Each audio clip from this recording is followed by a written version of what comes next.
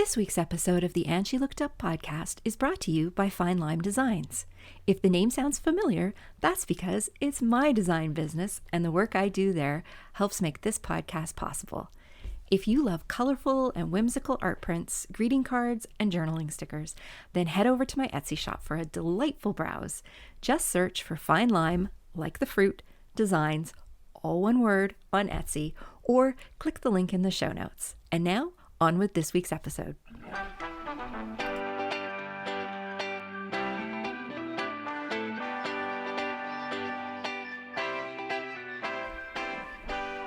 Welcome to the And She Looked Up podcast. Each week, we sit down with inspiring Canadian women who create for a living. We talk about their creative journeys and their best business tips, as well as the creative and business mindset issues all creative entrepreneurs struggle with. I'm your host, Melissa Hartfield, and after leaving a 20-year career in corporate retail, I've been happily self-employed for 12 years. I'm a graphic designer, an illustrator, and a multi-six-figure-a-year entrepreneur in the digital content space. This podcast is for the artists, the makers, and the creatives who want to find a way to make a living doing what they love.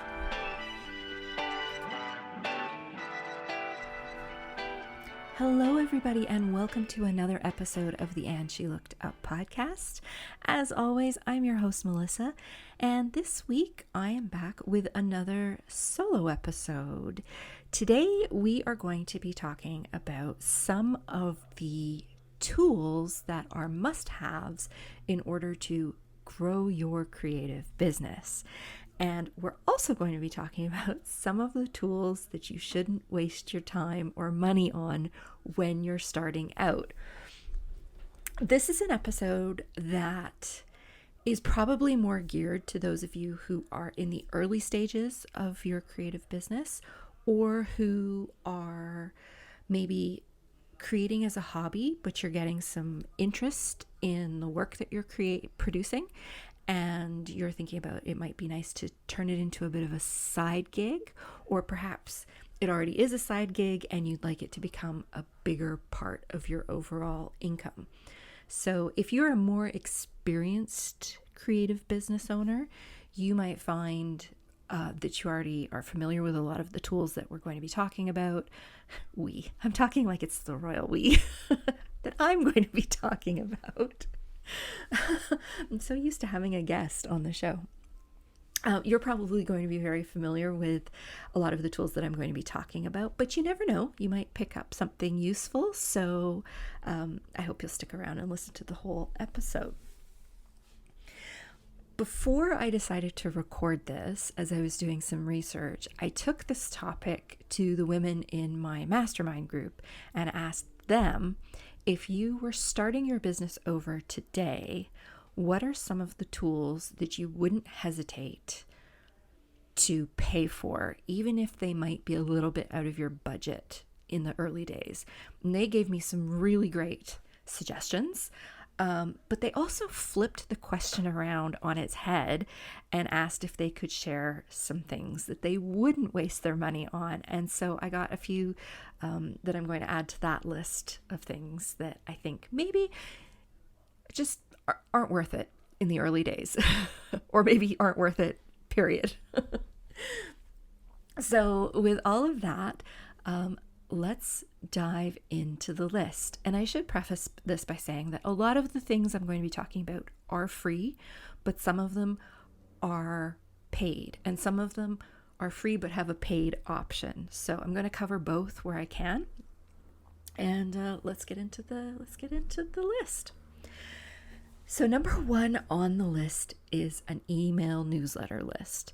And I think out of all the things I'm going to talk about today, this is the one that I hear from most business owners as saying this is the thing they wish they had done way earlier in their business.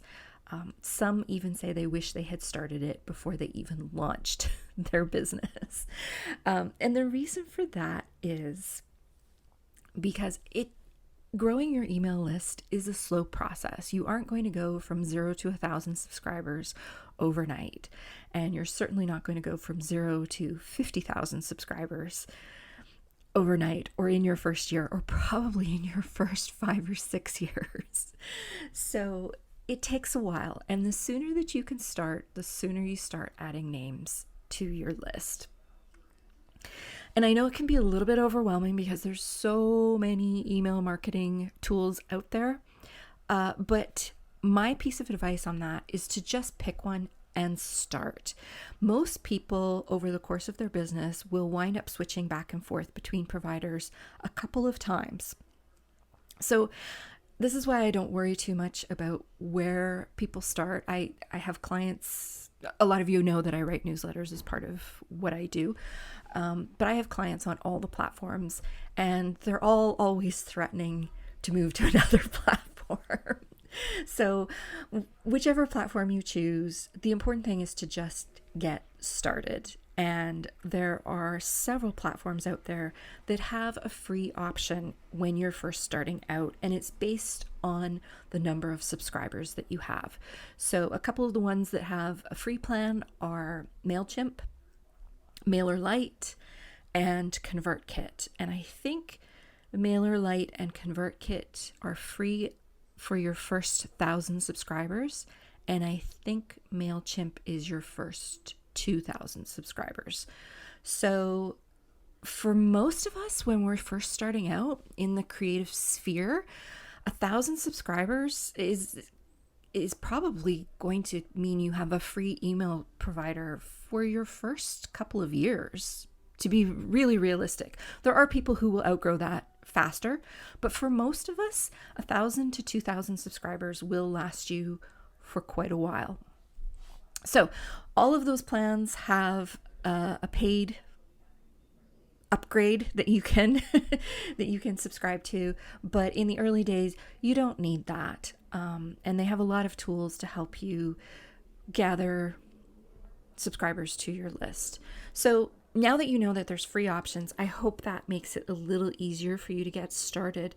The other thing I just want to mention is that there's some very valid reasons for building an email list. And one of the ones that gets discussed frequently and is a very legitimate concern is that when you build your business on social media, you don't own your followers. So you could have thousands of subscribers on Instagram or thousands of followers on Facebook, but you don't have any access to those people off of Facebook or off of Instagram or off of TikTok.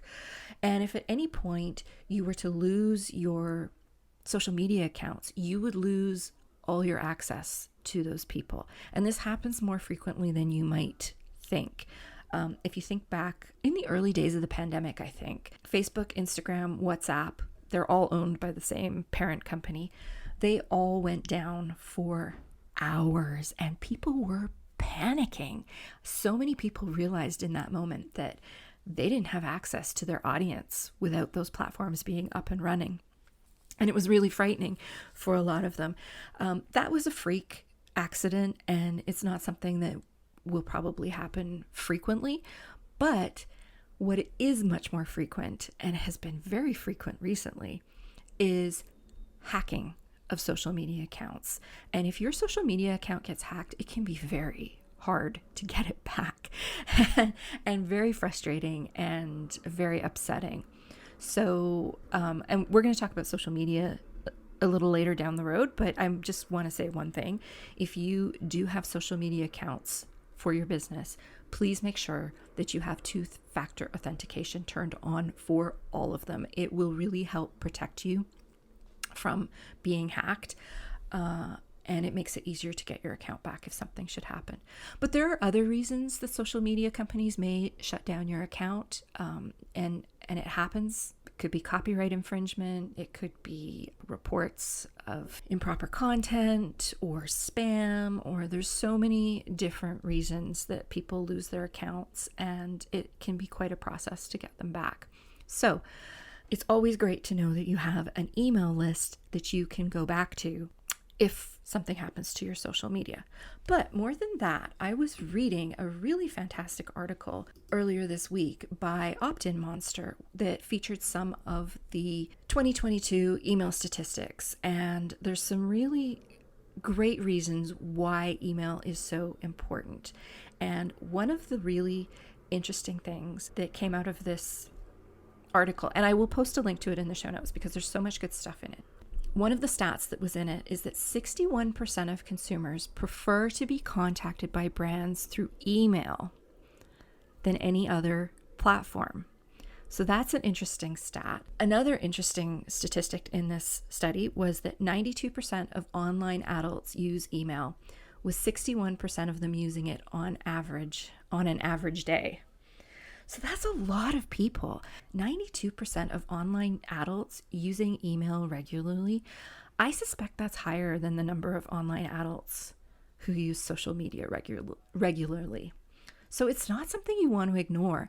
One of the other statistics that they quoted is that 99% of people who use email check their email every single day, sometimes as often as 20 times a day. And I know people who do that. It's also the first thing people often do online. 58% of users check their email before they check out social media or the news.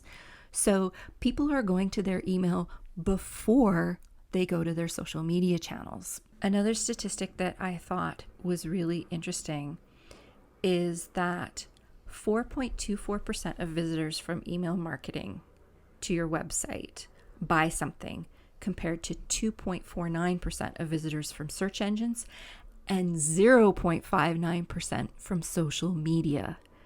That's a huge difference. You are far more likely to get people to purchase from you when they come from your email list than from your social media. So that statistic alone to me makes having an email list worth it. A few other ones that came out of there that I also thought were interesting.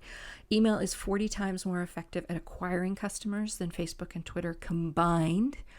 And shoppers spend 138% more when marketed through email as compared to those who do not receive email offers. So I will put a link to this because there's loads of interesting information on email marketing in this article, and it's all very current, which is one of the things that can be hard to find online. So I will put a link to that in the show notes. But I hope that gives you some insight into why people are constantly talking about build your list, build your list, build your list. And as important as it is to build your list, it's also important to talk to your list regularly. And we have done quite a few emails. We've done quite a few podcast episodes on email marketing, including what to send to your list. And I will put a link to those in the show notes. We also have a great freebie if you sign up for our email list, where you will get a checklist of 25 different emails you can send to your list that aren't about selling. You can still sell in them, but they give you a list of ideas of other things that you can talk about. So I'll put links to all of those in the show notes to help you out with email. And start building your list. Even if you don't have your own website, you can still start a list. A great thing to do if you do a lot of markets is to create a little QR code that you have at your table or your booth that people can scan with their phone that takes them directly to your sign-up page.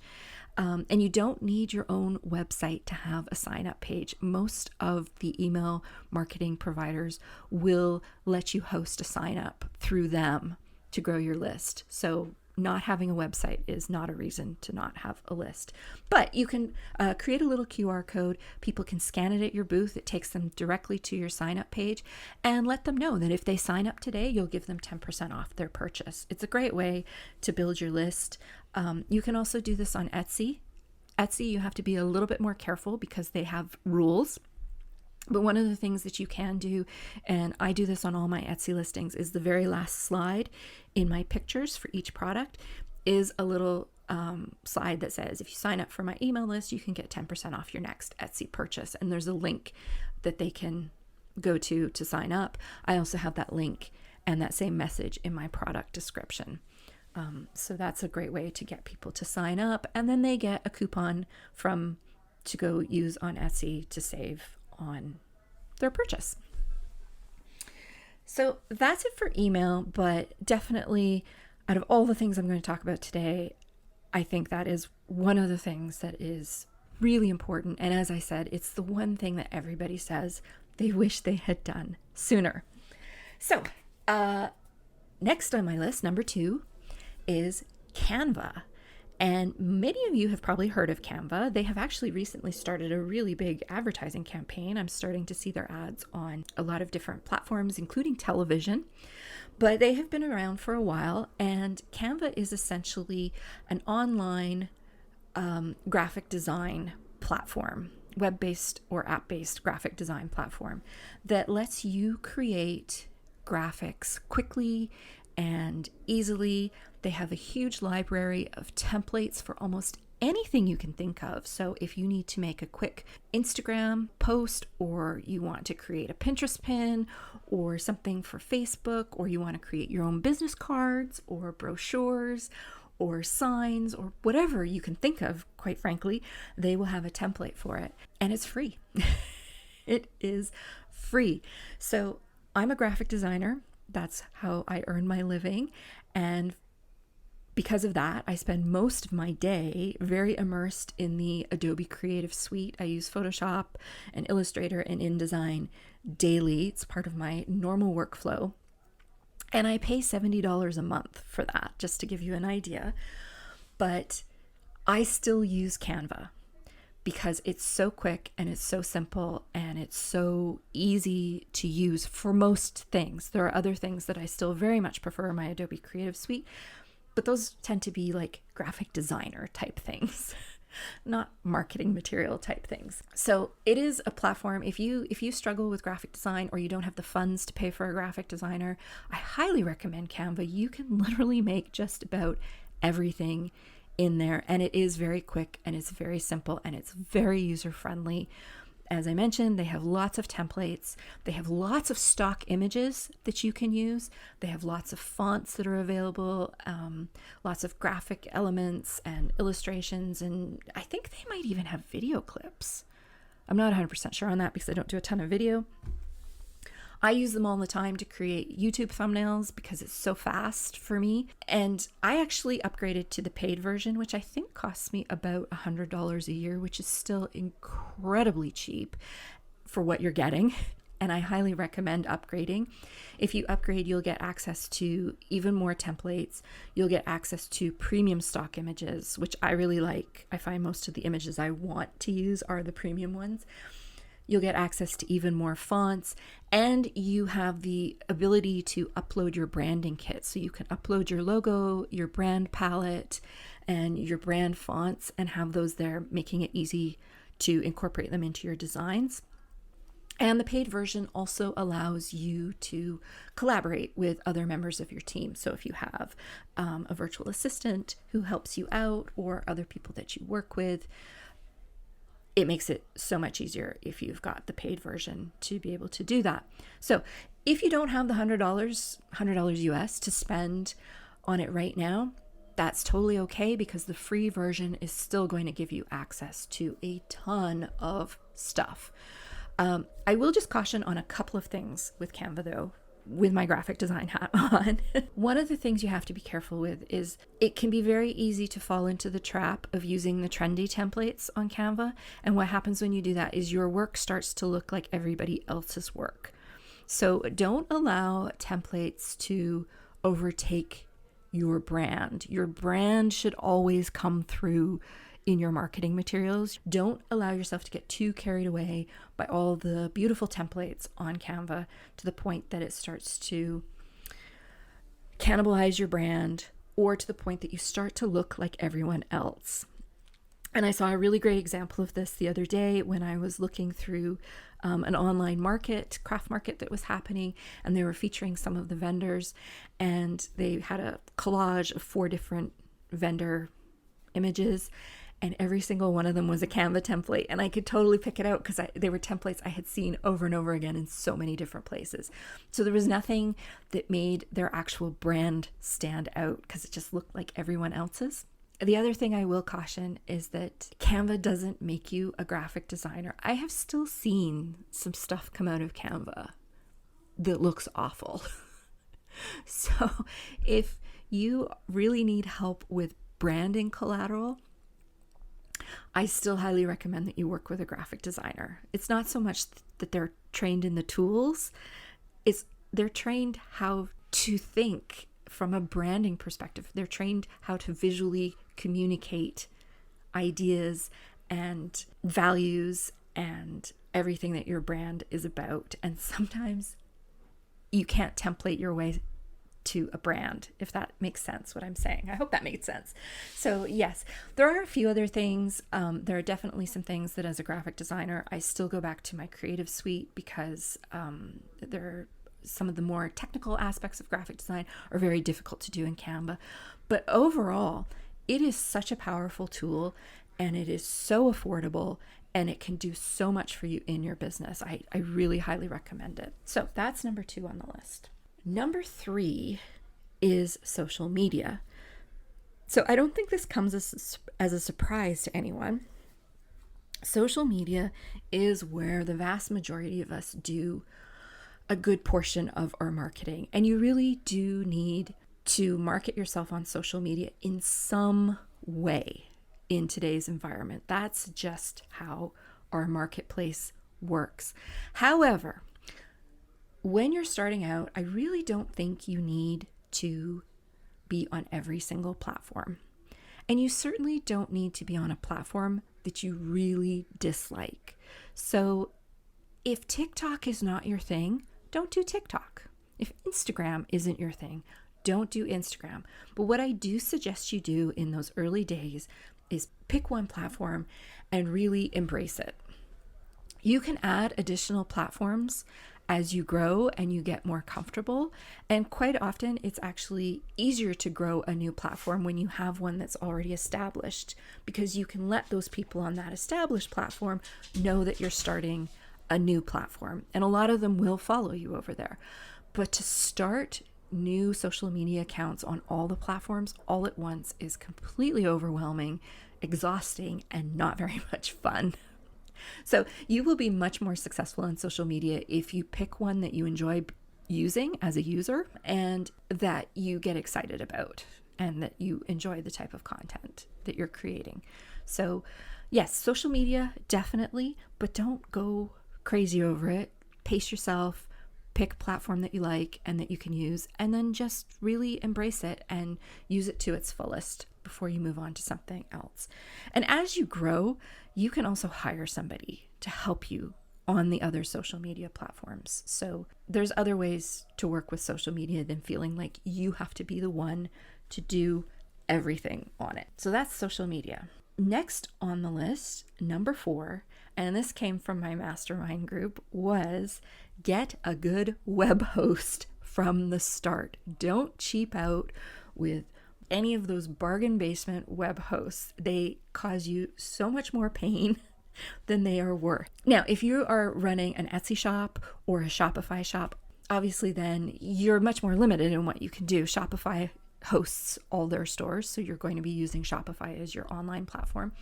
Same with Etsy. Etsy is a marketplace. You are selling on their platform. And there's some benefits to that because you don't have to worry about the tech side of it so much. But for those of you who want to have your own website on a different platform where it's your responsibility to find a web host, you definitely want to spend the extra and get yourself a good web host. One of the things that really sets a good web host apart from the bargain web hosts is their customer service. And customer service, if you are not a tech-oriented person or a back-end person, or you don't have a developer that you can go to help you out, having a web host that has fantastic customer service is a lifesaver. If you're having an issue with something and you're on one of the less expensive hosts, very often, if you take your problem to them, they won't help you. But if you have a fantastic web host, they'll take care of it for you. I remember this happening so clearly. This was several years ago. In my previous business, our website went down just as I was about to get on a plane to fly from Vancouver to Toronto. And I couldn't deal with it. And I sent a email off to our web host and I said, I'm about to get on a plane. Our website is down. I have no idea what's wrong. Can you look into it? By the time I got off the plane in Toronto, 4.5 hours later, I had an email from them saying they would look into it, no problem. I had another email from them saying they found the problem, and I had another email saying everything had been restored. It had all been taken care of while I was on my flight. Nothing for me to worry about. And it turned out that they had taken care of it in under 30 minutes. So that was great. It was like I didn't even need to worry about it. And I knew when I got on the plane, because we had had other instances where I had had to contact them, I knew getting on the plane that they would take care of it. So I didn't even worry about it on my flight, even though our website being up was a crucial component of our business because we ran a membership site. So it is definitely worth it. If you have your own shop and you run it through WordPress and WooCommerce, then you know that you are going to have to host it yourself. If you are a blogger, then you know how important hosting is from speed perspective, which can directly impact your SEO, and that can directly impact your traffic. And if you have ad revenue coming in from that traffic, it can directly impact your bottom line. So getting a good web host, very important. I think we're up to number 5 now. Number 5 was pay for an SEO course. So this is another one that came from my group, and it wasn't on my list, but it is brilliant. No matter what kind of business you run, if you have an online component to it, whether it is a WordPress site, whether it is a Shopify site, even on Etsy, even with Pinterest, it is so important to understand the basics of SEO, or search engine optimization. And it is even more critical if you rely on traffic to your site. So with a marketplace like Etsy has its own SEO that's a little different from the type of SEO that you need to implement in order to catch Google's attention. So if you have a Shopify store, you need to understand the basics of SEO from a Google perspective, because that's where your traffic is going to come from. Same if you're running a WordPress site or any other type of website that relies on traffic from search engines. So there are a couple of different SEO courses out there, and the ones that I have picked to mention are ones that I know break it down into very digestible pieces and make it very easy to implement. And they are Adventures in SEO and Make Traffic Happen. And I'm going to put links to both of those. I believe Make Traffic Happen I believe they have an ebook that you can purchase, and I think it costs about $70, but it is a worthwhile $70 investment. I can't remember what Adventures in SEO costs, but I will put those in the show notes for you so that you can check them out. But as I said, they break it down and they make it really easy to understand what to focus on. One of the things that you're going to hear a lot about is keywords. That gets mentioned in so many Facebook groups and forums. And yes, keywords are very important, but there are other aspects to SEO that you need to be aware of that are just as important, and sometimes even more important. So it's really important to have a good understanding of what to look for and what to pay attention to when you are doing things like building your website, writing your product descriptions, writing your copy, including your about copy. So SEO is definitely something that you want to pay attention to and invest a little bit of money into being able to understand how it works. Another one, this is number 6. I've lost count. Okay, the next one on the list is a royalty. This is for those of you who are interested in doing video, and that is a royalty-free music company that you can get music clips to play in your videos. Something you may have noticed, I know if you're creating a reel on Instagram or on TikTok, you have access to a library of music that you can use to accompany your video. But have you ever noticed how you create that reel, but then you want to repurpose it and upload it to your Facebook page, and the music gets stripped out? And that's because Facebook doesn't have a license to use the music in the same way that Instagram has for Reels or TikTok has. And so it gets stripped out and it's just a video with no sound and it's a bit weird. If you have access to a royalty-free music company, then you are able to use those snippets and clips in all your videos on all platforms. This is especially important if you're on YouTube. It's so important YouTube is very strict about removing any kind of music that you don't have the right to use, that you don't have a license to use. So it's definitely one of the very first things that I spent money on when I started my latest business. And it's great because I don't have to worry about it. And I use Epidemic Sound, but I think most of them are very similar. And there's even a way through Epidemic Sound that I can verify myself with YouTube so that I don't have to worry about YouTube. YouTube knows that my music is coming from Epidemic Sound, and it's kind of like a verification that I'm doing things properly, I guess. So that's definitely one that I would look into. There's multiple royalty-free music websites out there that you can use. There's also lots of royalty-free photo sites that you can use to get royalty-free images for your marketing and things like that if you're not using Canva, or if you can't find what you're looking for on Canva. And those are always worth it checking out. Another one that I use quite often, and this is one that is free, is Unsplash.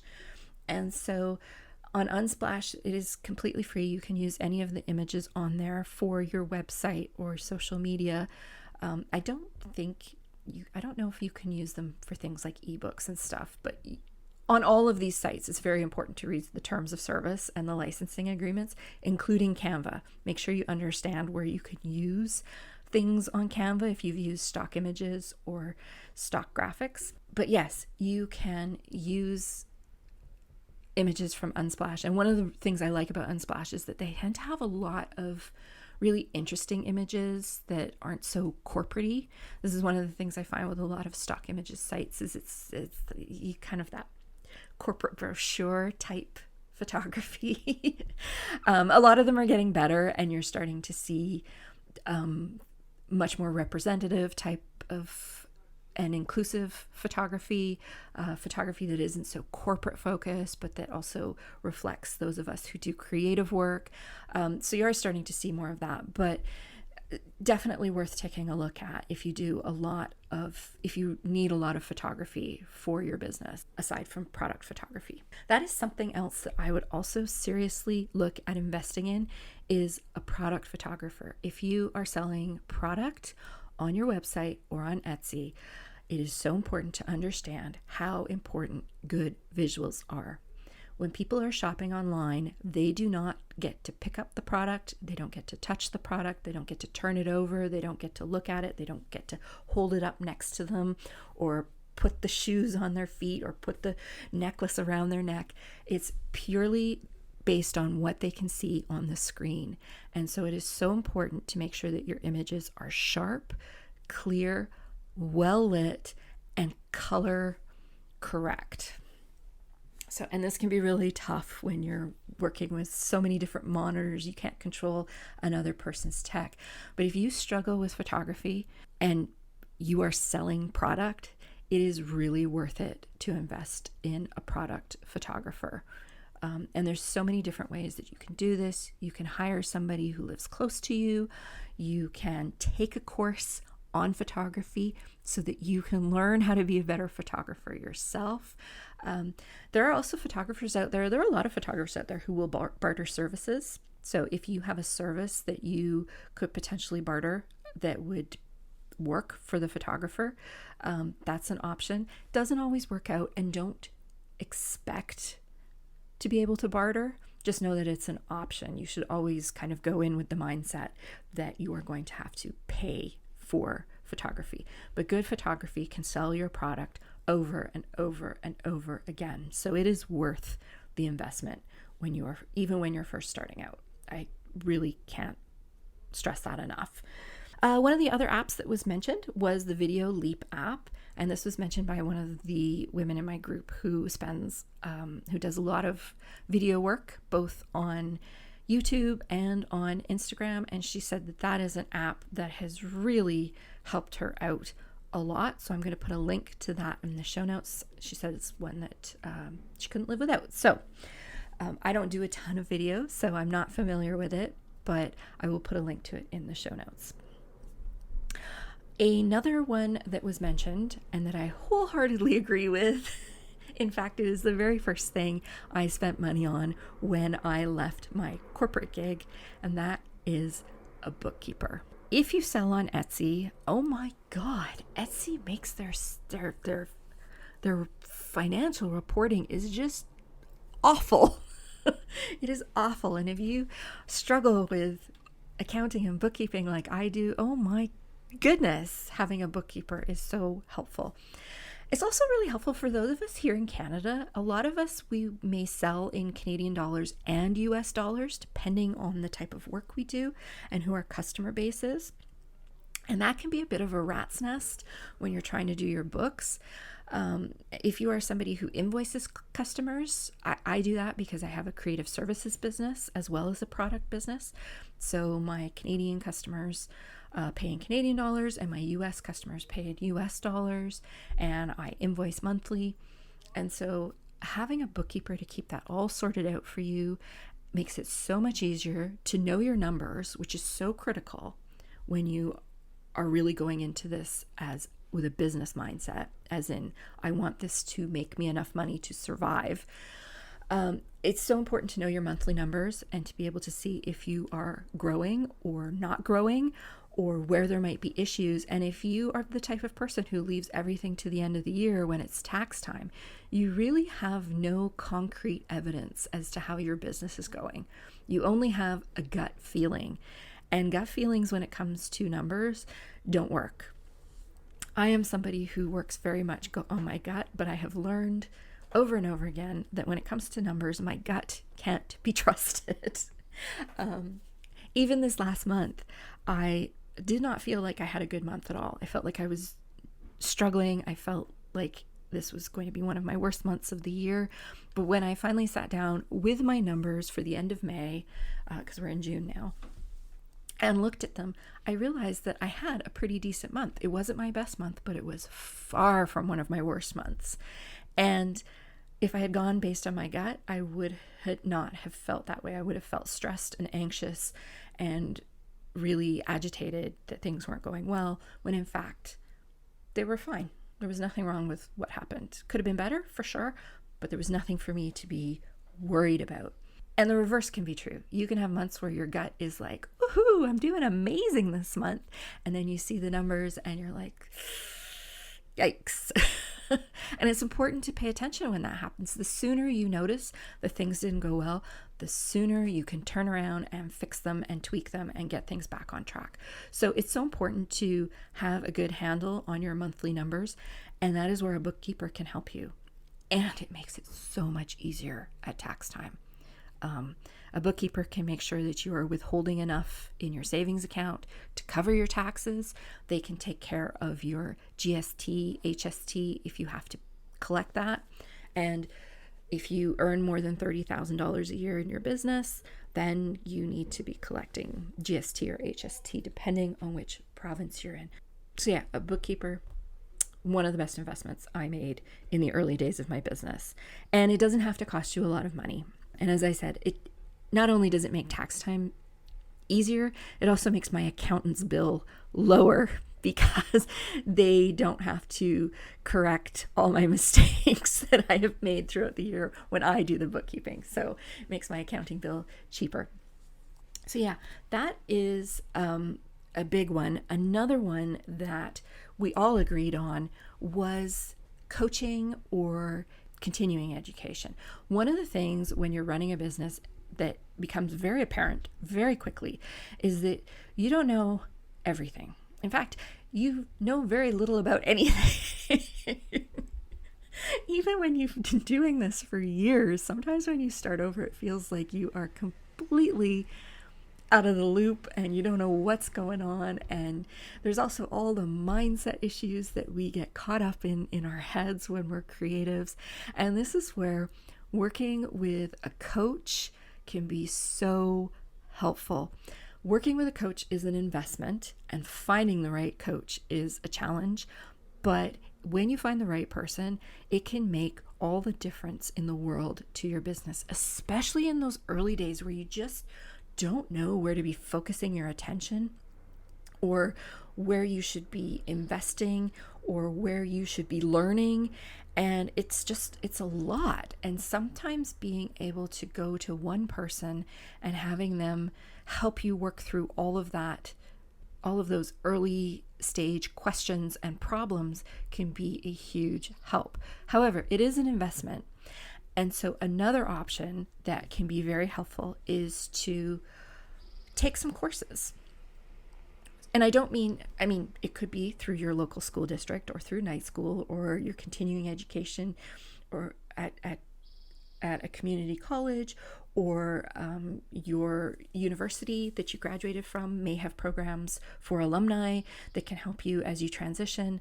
There's lots of different resources out there, but I am also talking about online programs, and there are thousands of them out there, but some of them can be very targeted. So for instance, if you're having an issue, you want to run some Facebook ads to bring more business to help bring in more people, you can take a course just on Facebook ads, or you can take a course on SEO, or a course on how to market your business as an artist who paints. So they can get as specific as you want them to be, and they can also be very broad and general.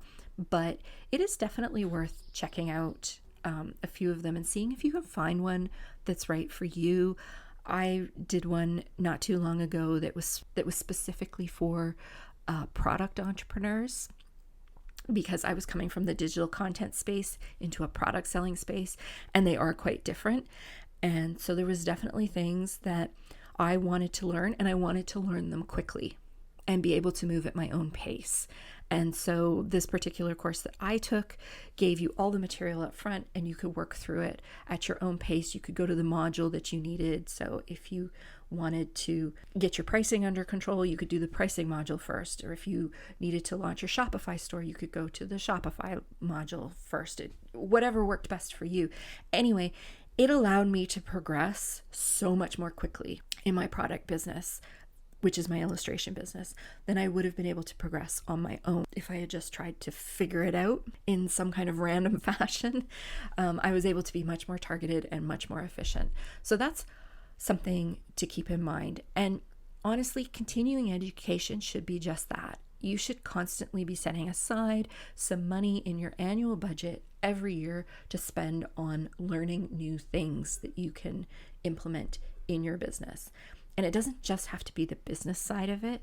It could even be something as simple as learning a new technique in your chosen medium that's going to allow you to create something new that you can then sell. So it's always great to keep learning, and you definitely want to keep investing in your education as you continue your business.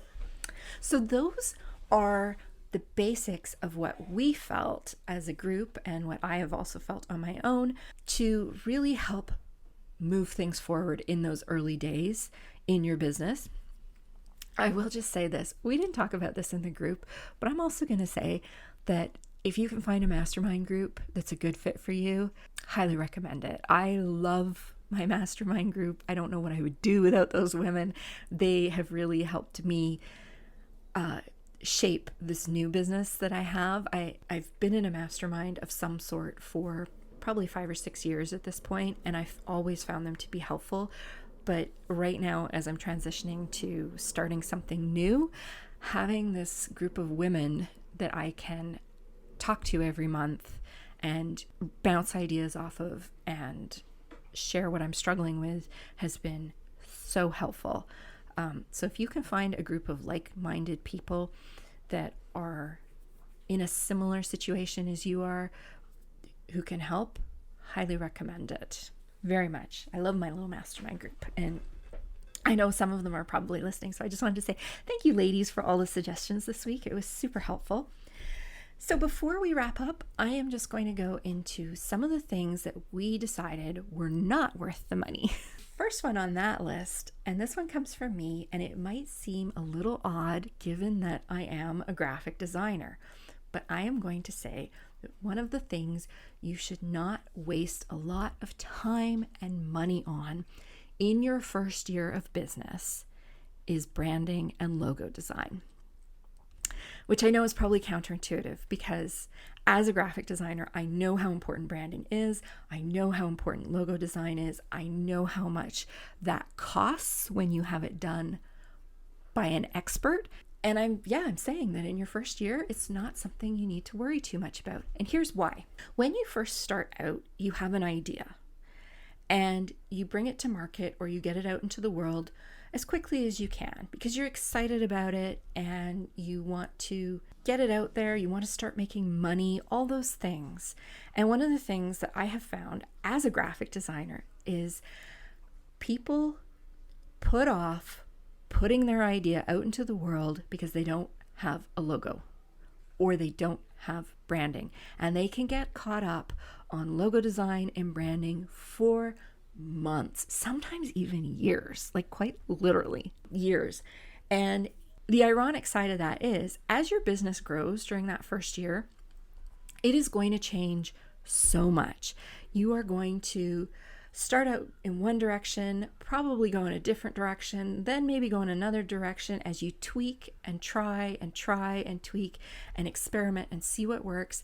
And you might find that something you didn't even think of takes off 6 months into your business and sends you in a completely different direction than you thought you were going to go in.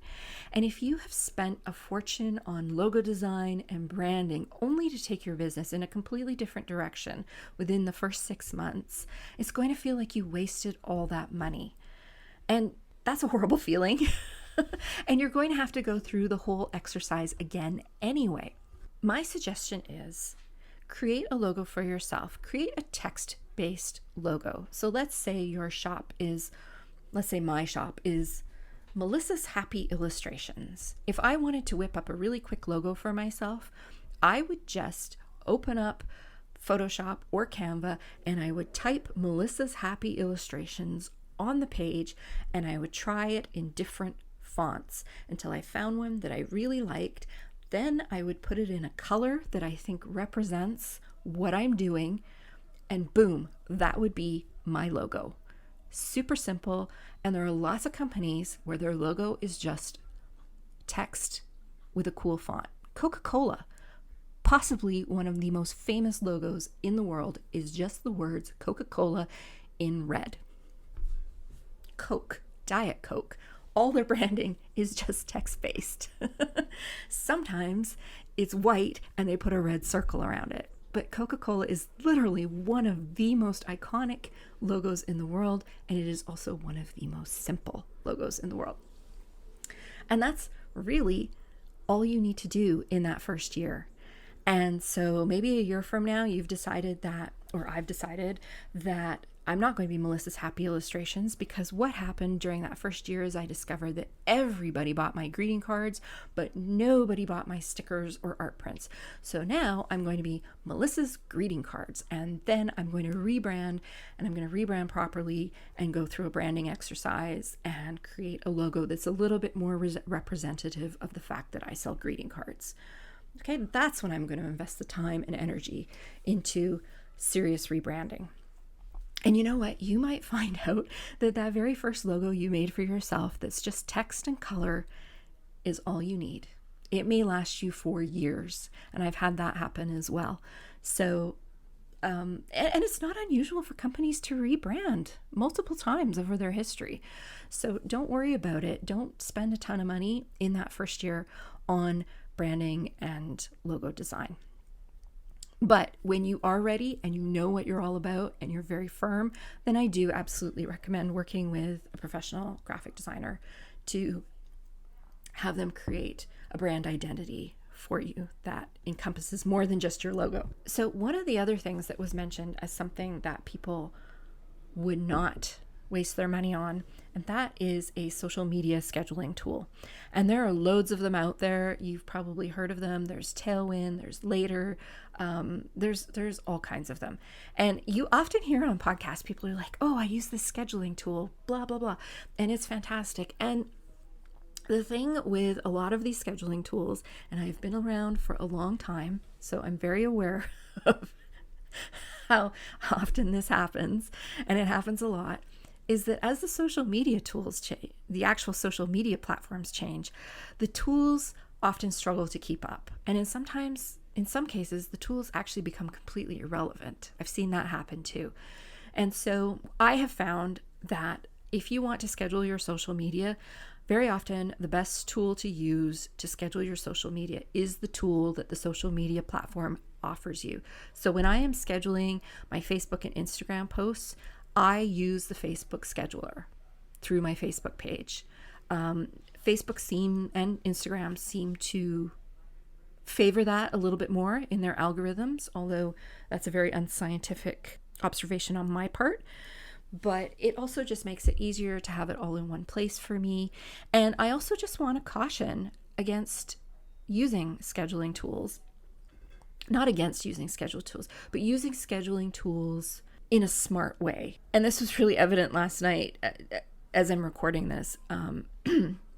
Last night there was another shooting in the US, and I went on to Twitter to read some of the news about it. And it was so obvious which posts in my Twitter feed were scheduled because they were completely oblivious to the fact that something tragic had just happened. And it looks really weird when a feed is full of things relating to a tragic news story and you're on there promoting your candle line or your happy stickers or your latest recipe post or whatever the case may be.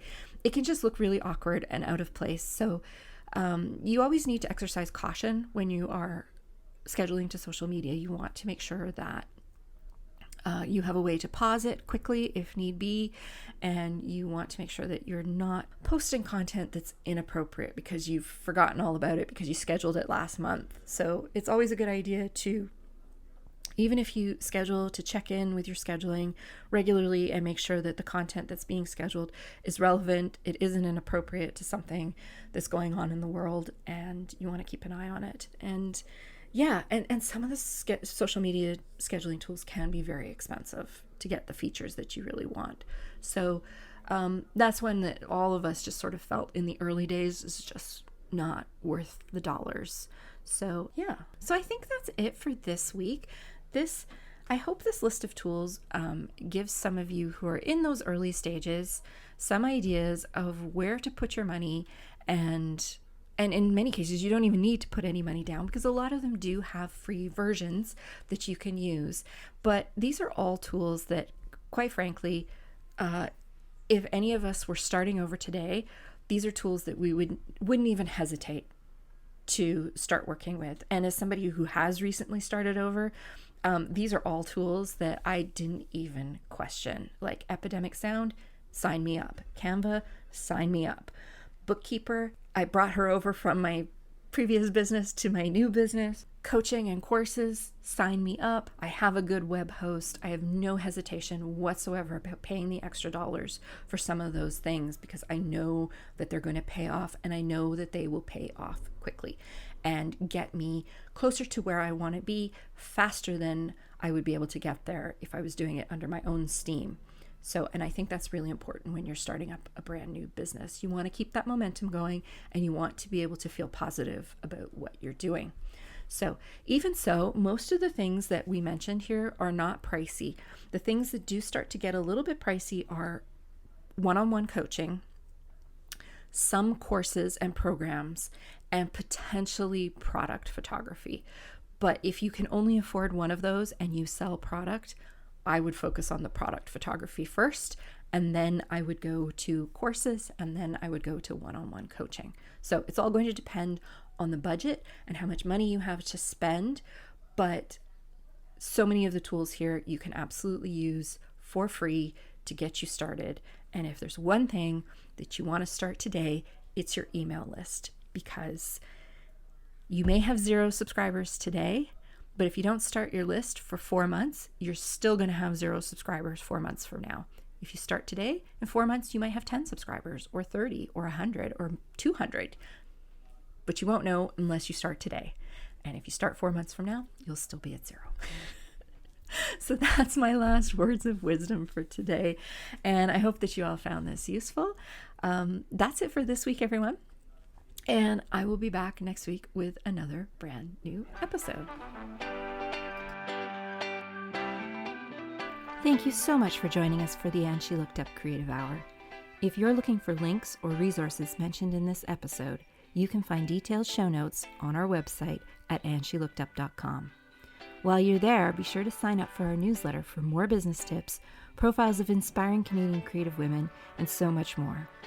If you enjoyed this episode, please be sure to subscribe to the show via your podcast app of choice so you never miss an episode. We always love to hear from you, so we'd love it if you'd leave us a review through iTunes or Apple Podcasts. Drop us a note via our website at andshелookedup.com or come say hi on Instagram at andshелookedup. Thanks for listening, and we'll see you next week.